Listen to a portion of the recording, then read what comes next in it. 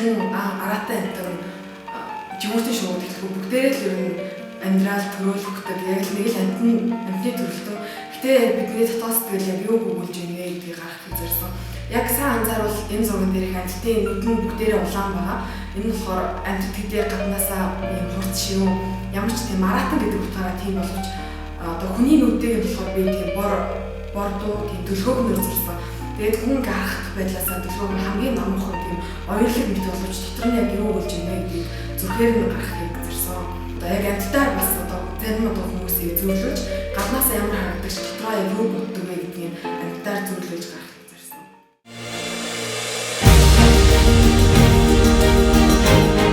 Би өөрийнхөө зургаараа өөрийнхөө дуу хоолой өөрийнхөө зүрх сэтгэлийг илэрхийлэхийг хүссэн. Миний зургийн нэр бол санаа зов бол заяа зов гэдэг нэртэй.